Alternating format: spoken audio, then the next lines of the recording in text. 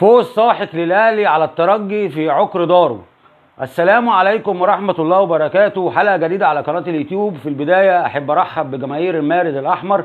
بتمنى من كل يشوف الحلقة يعمل لايك وشير واشتراك في القناة ويفعل زر الجرس ليصله كل جديد عن النادي الأهلي، ولينك صفحتي على الفيسبوك عندك في أول تعليق مثبت.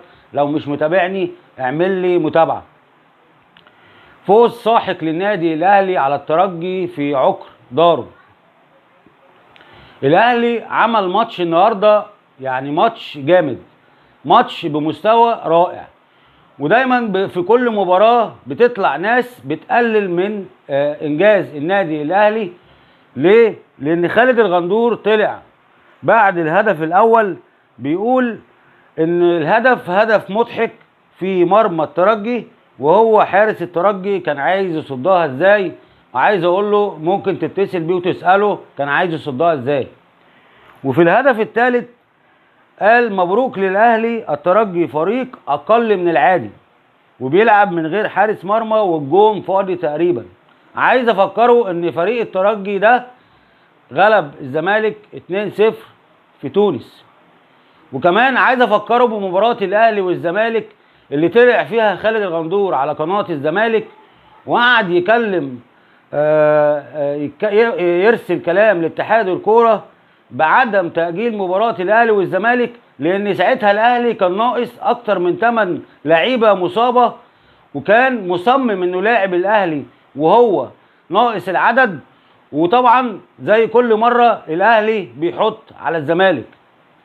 ده ليه بقول له كده؟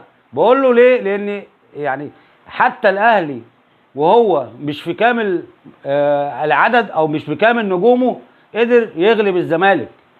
وبرضه ما تنساش، وعايز اقول لخالد الغندور ما ينساش ان مهما كان ان فريق الترجي فريق قوي ومش سهل. النهارده مش على قد المستوى، بس فريق صعب. وعايز ابارك للنادي الاهلي وبارك لجماهير المارد الاحمر اللي هي دايما بتساند الفريق في كل مبارياته. وكمان عايز اوصف النادي الاهلي ان النادي الاهلي مهما تعثر في دور المجموعات، وعلى فكره موضوع التعثر في دور المجموعات من خلال ال4 سنين اللي فاتوا الاهلي كان بيتاهل تاني المجموعه، وكان بيقدر يعني هو اتعثر 4 مرات في دور المجموعات او اتاهل تاني 4 مرات في دور المجموعات، وفي ال4 مرات دول حصلنا على البطوله 3 مرات وخرجنا السنه اللي فاتت امام الوداد.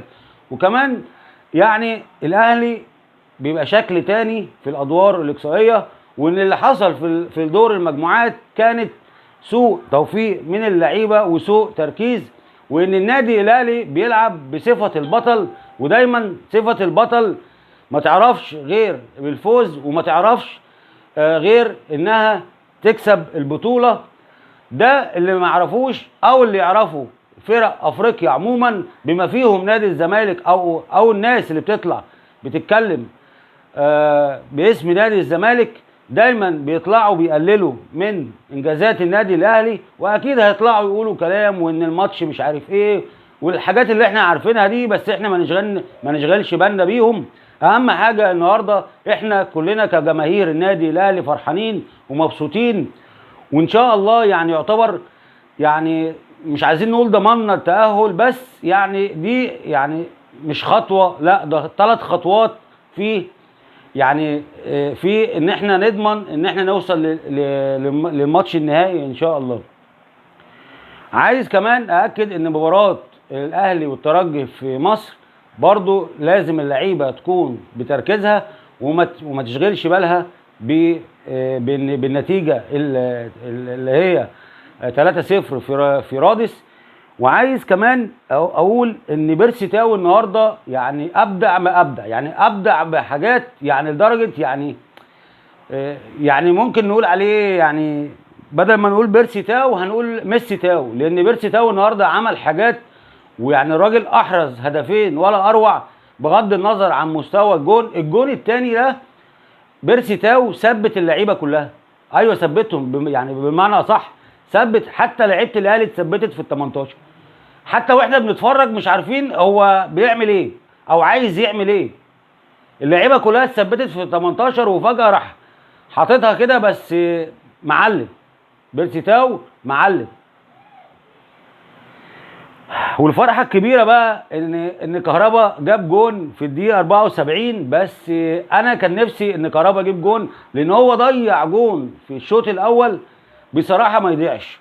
انا بس بلوم على لعيبه الاهلي في حاجه، ان لما يكون في ماتش زي كده يعني حاول نستغل الموقف ونكسب مش 3، نكسب 4 و5. لان هو لو الترجي او اي فريق تاني في الوضع اللي كان حاصل النهارده في المباراه، مش هيهدى الا لما يجيب 4 و5 تجوان، ولو ينفع نجيب اكتر نجيب. النهارده ضاع مننا فرص كتيره، لو ركزنا شويه كنا طلعنا من المباراه باكتر من 4 أو 5 اهداف. المهم ان احنا وصلنا للي احنا عايزينه.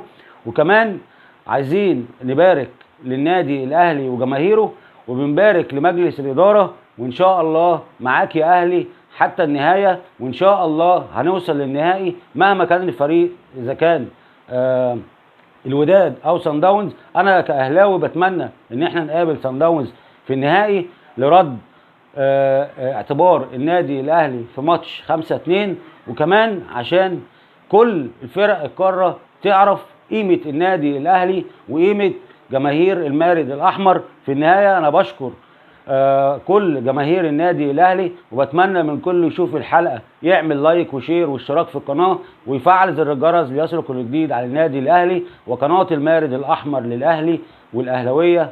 سلام.